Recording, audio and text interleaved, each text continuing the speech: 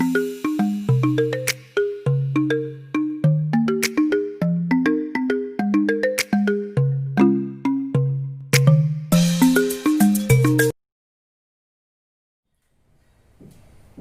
Morning, જય શ્રી કૃષ્ણ. કેમ છો બાળકો? આજના જેડબલઈ નીટ એડવાન્સ કોર્સની લેક્ચરની શરૂઆત આપું એ પહેલા થોડી સૂચના આપી દઉં છું કે આજના લેક્ચરની અંદરથી કે હવે પછીના કોઈ પણ લેક્ચર દરમિયાન જેડબલઈ નીટના એડવાન્સ કોર્સની અંદર જે પણ કાંઈ સિલેબસ કટ થઈ ગયો છે, જ્યાં બાળકો જે પણ કાંઈ સિલેબસ કાઢી નાખવામાં આવ્યો છે એ બધા ટોપિકને રિલેટેડ એક્સ્ટ્રા ટાઈમ આપણે બગાડવાના નથી. જ્યાં મોડ્યુલની અંદર જે કન્સેપ્ટો કામના નથી એમની પાછળ ટાઈમ બગાડવાના બદલે જે ઇમ્પોર્ટન્ટ ટોપિક છે એમની ઉપર આપણે ડિસ્કશન કરશું. ઓકે, તમારે કઈ રીતે ચાલવાનું, તમારે અહીંયા બોર્ડ પર જેમ જેમ હું ચલાવું છું, આપણા લેક્ચર જેમ જેમ આવે છે એ લેક્ચર પ્રમાણે તમારે ચાલવાનું રહેશે. પછી એ નહીં પૂછવાનું સર આ કેમ નથી, આ કેમ છે. ઓકે, આયા ના, તમારે માત્ર એટલું જ કરવાનું છે, જેટલું અહીંથી કહેવામાં આવે એટલું કરો. ક્લિયર? બધા બાળકોને સમજાઈ ગયું બેટા? આયા ના? એટલે અહીંથી હું તમને મેક્સિમમ બધા કન્સેપ્ટ લઈ લેશ. બધા કન્સેપ્ટને સમજાવ્યા બાદ એના ઇલ્યુસ્ટ્રેશન, એક્ઝામ્પલો જે કંઈ આપ્યા છે એની પ્રેક્ટિસ કરાવવા આપીશ. ઓકે, એટલે બાકી કંઈ રહેશે નહીં. પણ જે થિયરીને એ લોકોએ સિલેબસમાં રાખી જ નથી તો એના વિશે વારંવાર લઈને કોઈ ટાઈમ પાસ કરવાનો થતો નથી. બરોબર? અત્યારે શરૂઆત આપું છું સલ્ફરના ઓક્સો એસિડોથી. કયાથી બેટા? સલ્ફરના ઓક્સો એસિડોથી. એટલે સલ્ફરના જે કઈ ઓક્સો એસિડના જે કઈ સંયોજનો છે એના બંધારણો વિશે માહિતી સમજાવીશ. એનસીઈઆરટી માં આવી ગયું છે આઈ નો, પણ આપણે એક રિવિઝનના ભાગ સ્વરૂપે આ બંધારણોને ફરીવાર સમજશું. બીજી બાબત એ, ઘણા બધા સ્ટુડન્ટ એટલા બધા આળસુડા છે કે જે વિડિયો તો ટાઈમ ટુ ટાઈમ બેટા જોતા જ નથી તમે, પણ મેં તમને ચાર્ટ બનાવવાનું કીધું છે અને ઘર પર લગાવવાના કીધા છે એ પણ નથી બનાવ્યા. તો વહેલામાં વહેલી તકે એ બધા લોકોને લાગુ પડે છે જે જી નીટ એડવાન્સ કોર્સ કરી રહ્યા છે. તો એ દરેક બાળકોએ શું કરવાનું છે કે બેટા આ જે કંઈ ચાલે છે એને નોટમાં તો ઉતારો જ, પણ ઘરની અંદર ચાર્ટ બનાવીને બાથરૂમ છે, હોલ છે, કિચન છે, ગમે ત્યાં તમે ફ્રી રખડતા હોય તો જતી વખતે તમારી નજર ત્યાં પડે અને એ વસ્તુ તમે વારંવાર જોશો તો યાદ રહી જશે. આ વસ્તુની યાદ રાખવી ન પડે બેટા. ઓર્ગેનિક હોય, ઇનઓર્ગેનિક હોય કે અન્ય કોઈ પણ પાર્ટ હોય આપણો કેમિસ્ટ્રીનો, દરેક ચેપ્ટરના જો ચાર્ટ બનાવેલા હશે તો એ રેગ્યુલર નજર પર પડવાના કારણે યાદ રહી જશે બેટા. એક એક્ઝામ્પલ આપું, રોડ પર જતા હોય ને કોઈ જગ્યા પર હોલ્ડિંગ્સ મારેલું છે, તે હોલ્ડિંગ્સ પર જે પણ કાંઈ એડવર્ટાઇઝ છે એ એકવાર જશો તો જોશો, બીજી વાર જશો તો જોશો, ત્રીજી વાર જશો એટલે ખબર જ છે કે ભાઈ એડવર્ટાઇઝ એની મારેલી છે. કેમ? તે વારંવાર જોયેલી છે. એ જ રીતે ટોપિકને પણ વારંવાર જોશો તો તમને ખબર પડશે કે ઓકે આ ટોપિક આ છે. એટલે અમુક ટોપિકોને યાદ રાખવા માટે સ્માર્ટ વર્ક કરવું પડે. ગધા મજૂરી ન કરાય કે વારંવાર વાંચું છું છતાં માર્ક્સ નથી આવતા, ન જ આવે બેટા. એ ગધા મજૂરી છે. સ્માર્ટ વર્ક કરો, ઓલવેઝ આવે. ઓકે, અને ઘણા બાળકો કરે છે, જાણીને આનંદ થાય છે કે ચાર્ટ, પોકેટ બુક, ઘણી બધી વસ્તુ બનાવતા હોય છે. એ લોકોને ટાઈમ મળી રહે છે, તમને ટાઈમ નથી મળતો. આયા ના? રીડિંગ કરવાનું, તૈયારી કરવાની, ન સમજાય તો પૂછવાનું પણ બેટા. ઓકે, વધુ ટાઈમ ન બગાડતા આગળ વધીએ. સલ્ફરના ઓક્સો એસિડો એકદમ સ્પષ્ટ દેખાય એ રીતે બધા બંધારણ દોર્યા છે. વન બાય વન હું બધા સમજાવીશ તમને. ફર્સ્ટ જો કે સલ્ફરના અગત્યના સંયોજનોના બંધારણો, ટાઇટલ આપી દીધું. સલ્ફરના જે કઈ અગત્યના સંયોજનો છે એટલે કે ઓક્સો એસિડો છે એના બંધારણો અહીં આપેલા છે. ફર્સ્ટ બંધારણ કોનું છે? સલ્ફ્યુરસ એસિડ નું. ભાઈ સલ્ફ્યુરસ એસિડ એટલે શું થાય? H2SO3. કયું થાય? H2SO3. H2SO માં સલ્ફરની ઓક્સિડેશન અવસ્થા શોધશો એટલે +4 જોવા મળશે. ઓકે, સલ્ફરને રિલેટેડ કોઈ પણ સંયોજનનું બંધારણ દોરતી વખતે હંમેશા પહેલા સલ્ફર મૂકી દેવાનો, પછી એ સલ્ફરની સાથે એક ડાયરેક્ટલી ડબલ બોન્ડ કોણ હોય બેટા? ઓક્સિજન પરમાણુ હોય. હવે બંધારણમાં જોવાનું કેટલા હાઇડ્રોજન છે? 2. કેટલા ઓક્સિજન દેખાય છે? હજી 2 દેખાય છે, તો 2 OH મૂકી દેવાના. એ મૂક્યા બાદ ઓક્સિજન મૂક્યા બાદ તમે ચેક શું કરવાનું? સલ્ફરની સંયોજકતા કેટલી? 6 આવે. 6 ઇલેક્ટ્રોન હોય તો 1 2 3 4, 4 પૂરી થઈ ગઈ, 2 બાકી. જે વધે છે એને અબંધકારક ઇલેક્ટ્રોન યુગ્મ સ્વરૂપે મૂકી દો. હવે કેટલી બંધ બની છે? પેર કેટલી બની છે? 1 2 3 અને ઉપરની અબંધકારક વાળી 4 ચાર પેર જે આજુબાજુમાં જોડાયેલી જોવા મળે એના આધારે સંકરણ બનશે sp3 ચાર કક્ષકો વાળું. ખબડી ને? બસ આવું જ કરવાનું છે, અલગ કઈ કરવાનું નથી. તમારે માત્ર જોવાનું છે, સમજવાનું છે અને નામોને યાદ રાખવાના છે. આ સલ્ફ્યુરસ ની સિરીઝ ચાલે છે, બાજુમાં સલ્ફ્યુરિક ની છે. ઓકે, તો સલ્ફ્યુરસ એસિડ એટલે કોને કહેવાય? H2SO3 ને કહેવાય. ત્યારબાદ H2S2O2 H2S2O2 જેને થાયો સલ્ફ્યુરસ એસિડ કહેવાય. કયો કહેવાય બેટા? થાયો. કેમ થાયો? તો કે એક સલ્ફર સાથે બીજો સલ્ફર પરમાણુ ડાયરેક્ટલી જોડાયેલો હોય. જો અહીં જોડાયેલો છે એટલે એને થાયો કહેવાય. બીજું સલ્ફ્યુરસ એસિડ. ઓકે, કોઈ વાંધો નહીં. સલ્ફ્યુરસ એસિડમાં બે OH હોય છે. આર્યા બે OH. એક અબંધકારક ઇલેક્ટ્રોન યુગ્મ જોવા મળે છે. આયા ના? તો જે સૂત્ર હતું H2 એટલે 2H2O2 એટલે 2O અને 2S2. અને વધારાનો બે વધે એવું કામ થી કે 6 ઇલેક્ટ્રોન માના 4 વપરાણા બંધમાં. એટલે 4 ના આધારે 2 એટલે સંકરણ કયું થાય? sp3. બંધારણ યાદ રાખજો. થાયો કે એટલે ડબલ S જોડી દેવાના. પછી વધ્યું શું? એક સલ્ફ્યુરસ એસિડમાં H2O2 વધ્યા તો 2 OH ડાયરેક્ટલી લાગવાના જ છે. એ જ રીતે હાઇપો સલ્ફ્યુરસ એસિડ. કયું બેટા કીધું મેં? Hypo સલ્ફ્યુરસ acid. સૂત્ર યાદ રાખવાના. સલ્ફ્યુરસ કે તો H2SO3 હોય, થાયો કે એટલે H2S2O2 હોય અને હાઇપો કે એટલે H2 તો હોય જ, S2 પણ હોય, O4 હોય. અને ઓક્સિડેશન અવસ્થા શોધશો તો કેટલી મળશે? 3. શોધતા આવડે ને? ઓક્સિજનની -2 એટલે 4 દુ 8, હાઇડ્રોજનની +1 એટલે 2 બાદ થાય તો કેટલી વધે? 6. 6 ના ભાગ પાડવાના પાછા 2 સલ્ફર છે એટલે 3 આવી ગઈ. ઓકે, હાઇપોસલ્ફ્યુરસ એસિડ ને ડાયથાયોનસ એસિડ પણ કહે છે. તો ડાયથાયોનસ એસિડ એટલે શું? ડાયથાયોનસ એસિડ એટલે કે થાયોનસ નું જે બંધારણ હતું એના બે વાર લઈ લો. જો કે H2O4 છે ને અને S2 છે, તો પહેલા તો બે સલ્ફર ડાયરેક્ટ જોડી દો કારણ કે થાયો શબ્દ આવ્યો. હવે તે કે બે ઓક્સિજન જોડી દો OH ના સ્વરૂપે, તો બે OH જોડાઈ ગયા. વધ્યા કોણ? માત્ર બે ઓક્સિજન, તે ડાયરેક્ટલી ઓક્સિજન સાથે જોડી દો. આમ જોશો તો આ બાજુ થાયોનસ, આ બાજુ પણ થાયોનસ સમૂહ ગણાય અને બે ડાયરેક્ટલી સલ્ફર જોડાયેલા છે એટલે ડાયથાયોનસ એસિડ. બંને સલ્ફરની નીચે મેં અબંધકારક ઇલેક્ટ્રોન યુગ્મ મૂકેલા છે જ. બંધારણ જોઈ લેજો ખાસ. આનું બીજું નામ શું છે કહી દઉં? Hydro sulphurous acid. કેમ ભાઈ હાઇડ્રો સલ્ફ્યુરસ એસિડ કયો છો?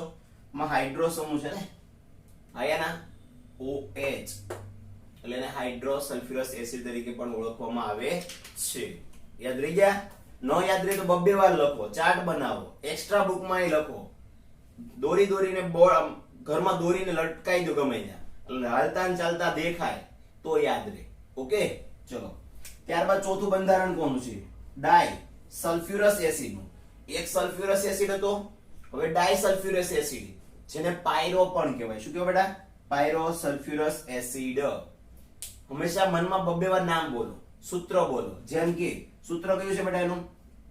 H2S2O5 H2S2O5.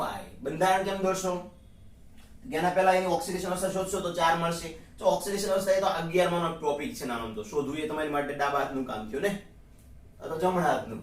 આયા ના? ચલો બંધારણ દોરીએ. પાયરોનું પણ થાયોનસ છે ને, તો સોરી પાયરો સલ્ફ્યુરસ એસિડ છે. સલ્ફ્યુરસ એસિડમાં સલ્ફરની સાથે શું કરવાનું? પહેલા તો નિયમ અનુસાર એક ડબલ બોન્ડ ઓક્સિજન આપી દેવાનો.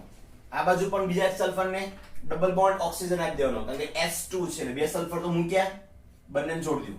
પછી બંને સાથે ઓક્સિજન એક એક જોડવા જ પડે નિયમ અનુસાર. બંને બાજુ એક એક OH પણ જોડવા પડે નિયમ અનુસાર. પછી વધેલી ઘટેલી વસ્તુને સેટ કરવાની. એક ઓક્સિજન વધ્યો ખાલી, તો એક સલ્ફરને ધારો કે હું ઓક્સિજન આપી દો બેટા, તો બીજાને શું આપવાનું? બીજા પાસે કઈ વધ્યું જ નથી, પણ બીજાના સલ્ફર પાસે એના પોતાના બે ઇલેક્ટ્રોન વધ્યા છે, તો એને અબંધકારક ઇલેક્ટ્રોન યુગ્મ સ્વરૂપે ત્યાં લટકાઈ દેવાના. તો આ થઈ ગયું પાયરો સલ્ફ્યુરસ એસિડ નું બંધારણ. હવે વાત કરીએ સલ્ફ્યુરિક ના ટોપિકની. આ બધા ટોપિક હતા સલ્ફ્યુરસ એસિડ ના, કે જેમાં માત્ર તમારે બંધારણને દોરવાનું છે અને સૂત્ર અને નામ યાદ રાખવાના છે. કારણ કે બોર્ડમાં પણ આનો ફાયદો થાય. એક એક માર્કમાં બબે માર્કમાંના બંધારણો પૂછાય. ઓક્સો એસિડોના બંધારણો તમને જો બોર્ડની એક્ઝામમાં પૂછાય તમને આવડે એટલે કોન્ફિડન્સ વધી જાય બેટા. ખબર પડી? ઓકે, ચલો આગળ વધીએ. સલ્ફ્યુરિક એસિડ નું બંધારણ સમજાવો. ભાઈ સલ્ફ્યુરિક એસિડ એટલે શું થાય? સૌ કોઈ જાણો છો, રસાયણોનો રાજા H2SO4 કે જેમાં રહેલા સલ્ફરની ઓક્સિડેશન અવસ્થા કેટલી થાય બેટા? 6. દોરવાનું કે રીતના નિયમ અનુસાર સલ્ફર પહેલા મૂકી દેવાનો અને એ સલ્ફરની આસપાસ ડબલ બોન્ડ હું મૂકવાનું બેટા? ઓક્સિજન. બાકી નિયમ અનુસાર OH મૂક્યા. વધ્યું કોણ? તે ઓક્સિજન. તો હજી એની બે સંયોજકતા ખાલી પડે છે તો ડબલ બોન્ડ થી ઓક્સિજન જોડી દો. થઈ ગયું H2SO4. ત્યારબાદ બીજું કયું છે? થાયોસલ્ફ્યુરિક એસિડ. જો આની સિરીઝ જ લાંબી થાય છે. અહીંયા સલ્ફ્યુરસ હતો, અહીંયા સલ્ફ્યુરિક છે. અહીંયા થાયો હતો, અહીંયા પણ થાયો જ છે. થાયોસલ્ફ્યુરસ એસિડ, થાયોસલ્ફ્યુરિક એસિડ. આ સલ્ફ્યુરસ હતો. ઓકે, સૂત્ર ધ્યાનથી જુઓ. H2S2O3. તમને ખબર છે આ બંનેમાં ફરક શું છે? એક ઓક્સિજનનો ખાલી. જુઓ અહીંયા SO3 હતો, અહીંયા SO4 છે. અહીંયા O2 છે, અહીંયા O3 છે. દેખાય છે ને? બસ એટલો ફરક હોય છે. ઓકે, આમાં +6 અને -2 બંને જોવા મળશે. કેમ કે અહીંયા એક સલ્ફર બીજા સલ્ફર સાથે ડાયરેક્ટ જોડાયેલો છે એટલે પોતે તો -2 છે જ અને બાકીના -2 -1 આ સલ્ફરની બનશે ટોટલ 6. ઓકે, બંધારણ કેવી રીતના બનાવ્યું? થાયો શબ્દ છે એટલે સલ્ફર સાથે સલ્ફર ડાયરેક્ટ હોય. બીજું નિયમ અનુસાર એક ડબલ બોન્ડ ઓક્સિજન હોય. બાકીના આપણે જાણીએ છીએ OH ના બનશે. તો આ તું થાયોસલ્ફ્યુરિક એસિડ નું બંધારણ. ત્યારબાદ પાયરોસલ્ફ્યુરિક એસિડ બોર્ડમાં પૂછાઈ ગયું. પાયરોસલ્ફ્યુરિક એસિડ નું બંધારણ એટલે કે H2S2O7 ઓલિયમ. યાદ છે? ઓલિયમ નું બંધારણ બસ એ જ બંધારણ છે. લખવાનું કે રીતના? બે સલ્ફર પરમાણુ મૂકી દેવાના પહેલા. બંને સલ્ફર સાથે પહેલા શું કરવાનું? નિયમ અનુસાર ડબલ બોન્ડ ઓક્સિજન આપી દેવાના. પછી હાઇડ્રોજન 2 છે તો બંનેને એક એક OH લાગુ પડશે. બસ આટલું બંધારણ દોર્યા પછી સ્ટોપ થઈ જવાનું. કેમ? પછી ચેક કરવાનું કેટલા ઓક્સિજન વધ્યા? 3 વધ્યા મતલબ હજી બંને સલ્ફરને એક એક આપી દેવાય ડબલ બોન્ડ થી. હજી એક વધ્યો. જો વધ્યો છે માટે આપણે વચ્ચે મૂકશું શેરિંગમાં. ન વધ્યો તો ડાયરેક્ટ સલ્ફરનો બોન્ડ સલ્ફર સાથે જોડી દે. ઓકે, એટલે આ જે બન્યું ને એને પાયરોસલ્ફ્યુરિક એસિડ કહેવાય. કારણ કે જો સલ્ફ્યુરિક એસિડ આ બાજુ પણ છે ને આ બાજુ પણ છે. પાયરોનો વધારાનો ઓક્સિજન વચ્ચે છે. ક્લિયર? નોટ કરી લીધું? હા ના? ચલો હવે 11માં અને 12માં બંનેમાં આવી ગયેલા છે અને મોસ્ટ IMP તરીકે ઓળખાય છે. શું? એક આવે કેરોઝ એસિડ. એમ સૌ કોઈ જાણ્યું છે કેરોઝ એસિડ. જેમ સૂત્ર H2SO5. H2SO5. તો આ શું થાય? સલ્ફર પરમાણુ જે વચ્ચે છે એની આસપાસ ડબલ બોન્ડ ઓક્સિજન બે લાગી ગયા. એક નિયમનો લાગે OH. ત્યારબાદ હજી એની પાસે બે ઓક્સિજન અને એક H છે તો એ તો OH બનવાની ફાઇનલ જ છે પણ વચ્ચે લાગે એક વધારાનો ઓક્સિજન કે જે શું કરે? તે એ ઓક્સિજન OH માના ઓક્સિજન સાથે પેરોક્સાઇડ જેવું બંધારણ રચે. કારણ કે એક ઓક્સિજન બીજા ઓક્સિજન સાથે ડાયરેક્ટ જોડાય તો પેરોક્સાઇડ જ થાય ને. અને 11માં આવી જ ગયું છે કેરોઝ એસિડ અને એનું બંધારણ, એનો ઓક્સિડેશન આમ. આ બધું શું શીખવાડી હતી મેં? યાદ છે કે ભૂલી ગયા? હા ના? ઓકે, ચલો ત્યારબાદ માર્શલ એસિડ. આ સૂત્ર પણ બોર્ડ ની અંદર એકવાર પૂછાઈ ગયું છે. H2S2O8. આને તમારે ઓલિયમ ની માફક જ દોરવાનું છે કે જેમાં બે સલ્ફર લેવાના બેટા. બંને સલ્ફર ની ઉપર નીચે હું મૂકી દેવાના ઓક્સિજન, સાઈડમાં હું મૂકવાનો OH. એટલે આ સલ્ફ્યુરિક એસિડ નો એક ભાગ થયો. આ જ રીતે સલ્ફ્યુરિક એસિડ નો બીજો ભાગ મૂકજો બેટા. અને વચ્ચે શું થાય કે 8 ઓક્સિજન છે એમાંના 6 વપરાઈ ગયા તો 2 વધ્યા. એ પેરોક્સાઇડ સ્વરૂપે વચ્ચે 2 આવશે બેટા. અને ડાયસલ્ફ્યુરિક એસિડ તરીકે પણ આપણે ઓળખી આવે છે. ઓકે, ખ્યાલ ગયો? આ હતું માર્શલ એસિડ. આપણું કામ નથી પણ આ એવું કહે છે હસતા રહ્યો. ઉપર આવો. કયું બંધારણ? ડાયથાયોનિક એસિડ. ડાયથાયોનિક એસિડમાં શું? આ બંધારણ દેખાય બેટા બધાને? નીચેનું કયું? માર્શલ વાળું. એમાંના બે ઓક્સિજન ફરવા જતા રહ્યા. ક્યાં? અહીંયા સ્માઇલી બેબીમાં. તો વધેલું બંધારણને કહેવાય ડાયથાયોનિક એસિડ. યાદ રાખવા માટે કહું છું. આ S ડબલ બોન્ડ OH એને જોડી દો. જો S double bond O, S double bond O, OH ને ડાયરેક્ટ જોડી દો. વચ્ચેના પેરોક્સાઇડ ના ઓક્સિજન ને હટાવી દો તો જે માર્શલ એસિડ હતો એ થઈ ગયો ડાયથાયોનિક એસિડ, કારણ કે ડાયોનિક નો મતલબ ડાયરેક્ટ સલ્ફર કનેક્શનમાં હોય છે. આ જ વસ્તુને પોલી બનાવવો છે, પોલી, તો વચ્ચે એક S, આ કેમ H2S2O6 છે થાયોનિકમાં, ને પોલી માટે તમારે SN કરી દેવા પડે, મતલબ સલ્ફરના પરમાણુ વચ્ચે ચેનમાં લાગી જાય વધારે, જેની આસપાસ ડબલ બોન્ડ ઓક્સિજન હોય. ખ્યાલ આવી ગયો? હા યા ના? તો આ હતા સલ્ફરના ઓક્સો એસિડના સંયોજનો. આઈ હોપ બધાને સમજ પડી ગઈ છે, અને છતાં પણ ન સમજ પડે મારો કોન્ટેક્ટ કરી શકો છો. હવે આપણે જઈએ ઇલિસ્ટ્રેશન, એક્ઝામ્પલ 16મા સમૂહના જે આપેલા છે અંદર મોડ્યુલમાં તેમાં. એટલે આજનો લેક્ચરને અંતે આઈ થિંક કે તમારા ઇલિસ્ટ્રેશન મોસ્ટ ઓફ બધા પતી જશે અને 16મો સમૂહ પણ અહીંયા પૂર્ણ થઈ જશે. ઓકે, તો નોટબુક જેને નથી બનાવી બનાવવા લાગજો, વેલા યા મોડા મંગાવીશ એ ફાઇનલ છે, નોટ કરી લો. ઓકે, હવે જઈએ આપણા ઇલિસ્ટ્રેશન એક્ઝામ્પલ તરફ. તો એક્ઝામ્પલ તરફ આગળ વધીએ તો એક્ઝામ્પલ નંબર કયો છે? ઇલિસ્ટ્રેશન નંબર તમે ચેક કરશો તો 18 નંબર ની રકમ બોર્ડ પર મેં લખેલી છે, એટલે પહેલા રકમને સમજી લઈએ. ઓકે, શું કહે છે? ઇન SO3 molecules, SO3 નો જે અણુ છે એની અંદર 3 oxygen atoms are attached to a sulfur atom through double bonds. કેવા શું માંગે છે?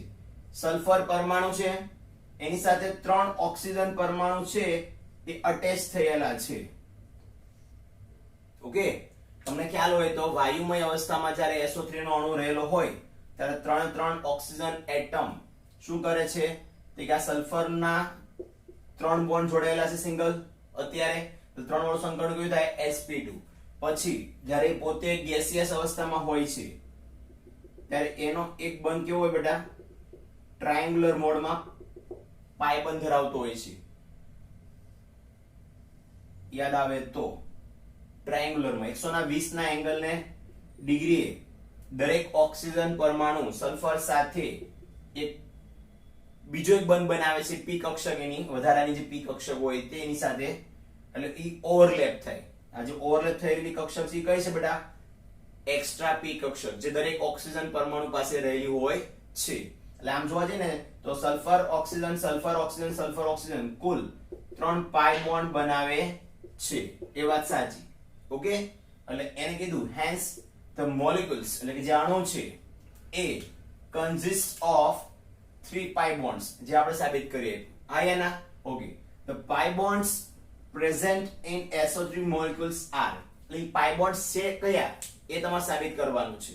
તો બાળકો તમે જે SO3 નું બંધારણ જોવો છો એમાં દરેકે દરેક ભલે pi bond રહ્યા, પણ એમાંના જે કઈ pi bond છે એમાંથી કેટલા p pi bond છે અને કેટલા p d bond છે એવું ઓપ્શનમાં આપેલું છે. જો પહેલો ઓપ્શન વાંચો, 2 એટલે કે 2 p d and 1 p. બીજો ઓપ્શન વાંચો, 1 p and 2 p. એક p d નો હશે અને બે એના p વાળા છે. સી માં શું? બંને 1 1, અને ડી માં ઓલ p બોન્ડ. હવે ખબર કેમ પડે કે એ p d છે કે સોરી, તમારે પહેલા સમજવું પડશે. સલ્ફર ક્યાં આવે? ઓક્સિજન ક્યાં આવે? ઓક્સિજન એ સમૂહનું પ્રથમ તત્વ આવે, એના સમૂહનું. એટલે આના જે બોન્ડ બને બધા p જ બને બેટા, બરોબર? સલ્ફર એની નીચે આવે એટલે એના d બને. આમાં d કક્ષક આવે. કઈ કક્ષક આવે? d કક્ષક. તો 3 એ 3 છે કન્સિસ્ટન્ટલી પાઈ બોન્ડ તો બનાવશે જ બેટા, પણ એમાંના બે કેવા છે? જે ડાયરેક્ટલી બનેલા હશે અને એક રેન્ડમલી રેઝોનન્સ ઇફેક્ટ આપતો હશે, ફરતો રહેતો હશે. એટલે કહી શકાય કે 2 d p, that means p d, and 1 એક જે ફરતો રહેતો હશે એ હશે p એનો. ઓકે, અને તમે જોવો તો આઈ થિંક આવું કંઈક લખાણ પણ તમને આપેલું હશે.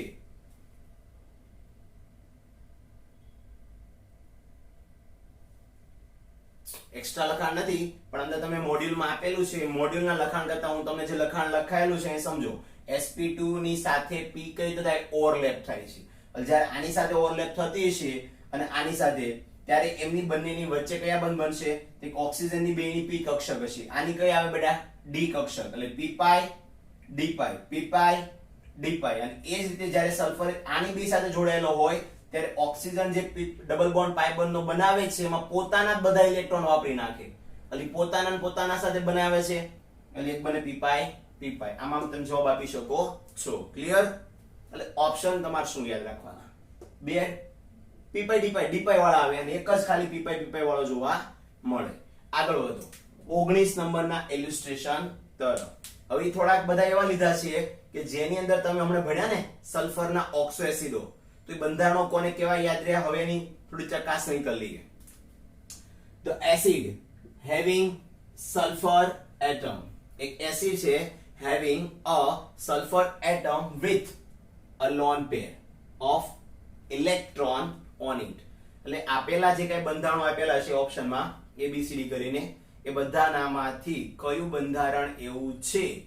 કે જે બંધારણ લોન પેર ધરાવે છે તો તમે ચકાસજો કે મોડ્યુલમાં જે કઈ ઓપ્શન આપ્યા છે એ બધા ઓપ્શન હું જોવાને જતો હું તમને ડાયરેક્ટ જવાબ સમજાવું છું કે ભાઈ H2S2O5 H2S2O5 આ બંધારણમાં તમને આપણે યાદ હોય તો નામ આપ્યું હતું પાયરોસલ્ફ્યુરસ એસિડ સમથિંગ રાઈટ તો આ ટાઈપનું જે કઈ બંધારણ છે એમાં એક સલ્ફર પરમાણુ પાસે એની ઉપર લોન પેર આવે છે કઈ રીતે જો આપણે બંધારણ ભણ્યા હોય અને ફટાફટ ભૂલી પણ ગયા હોય તો એ આપણી નબળાઈ કહેવાય બેટા એટલે બંધારણો તમને જોતા ખબર પડી પડે કે આ બંધારણમાં સલ્ફરની ઉપર લોન પેર આવે અબંધકારક ઇલેક્ટ્રોન યુગ્મ આવે અને એવું ન આવડે ત્યાં સુધી તમારે લખવા જોઈએ ત્યાં સુધી એને ચાર્ટ પર લગાડીને ડેઈલી જોવા જોઈએ ઓકે તો પહેલા શું કરવાનું છે કે આનું બંધારણ દોરો તો બે OH આવશે ફાઇનલ છે બે સલ્ફર આવશે એ પણ ફાઇનલ છે અને બાકીના બે ઓક્સિજન વધે છે તો એક ઓક્સિજન માથે જાય એટલે કે અહીંયા અને એક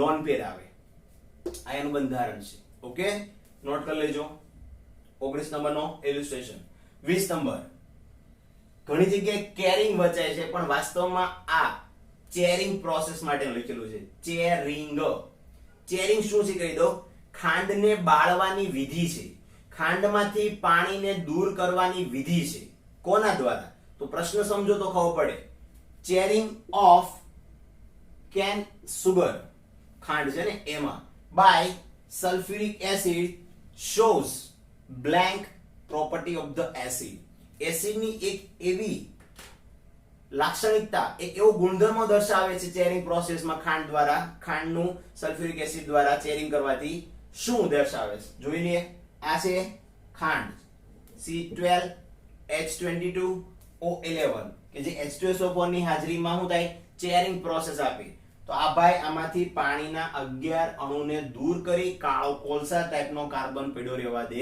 છે તો જે એક પ્રકારનું ડિહાઇડ્રેશન થયું તો આન્સર આવશે ડિહાઇડ્રેટિંગ શું કર્યું બેટા ડિહાઇડ્રેટિંગ પ્રોસેસ કરી બતાવે છે ખ્યાલ આવ્યો ને બસ આટલા સિમ્પલ સાદા ઇલ્યુસ્ટ્રેશન આપેલા છે કન્સેપ્ટ ભણો તો તરત પાછળના આપેલા પ્રશ્નો પણ યાદ રહી જ જાય પણ તમે કન્સેપ્ટ ભણ્યો હોય અઠવાડિયા પહેલા અને એક્ઝામ્પલ સોલ્વ કરવા બેસો 2 મહિના પછી તો કાંઈ યાદ ન રહે જ્યારે જે ચાલે છે અને ત્યારે ને ત્યારે સોલ્વ કરવું પડે તો બધું યાદ રહે નહીતર કંઈ યાદ રહેવાનું નથી ઓકે એક્ઝામ્પલ નંબર 21 શું કહે છે કે SS બોન્ડ પ્રેઝન્ટ ઇન ભાઈ એટલા બધા ઓક્સો એસિડો ભણ્યા તો તમને યાદ તો હશે ને કે આપેલા બધા ઓક્સો એસિડોમાં કયા એવા સંયોજનો હતા કે જેમાં સલ્ફર સલ્ફર વચ્ચે ડાયરેક્ટ બોન્ડ હતું સિંગલ બોન્ડ થી એક તો અહીંયા દેખાય છે ઉપરના એક્ઝામ્પલ માં ગયો H2S2O5 આ રહ્યું H2S2O5 તમને જે ચાર ઓપ્શન મોડ્યુલમાં આપ્યા છે ચેક કરશો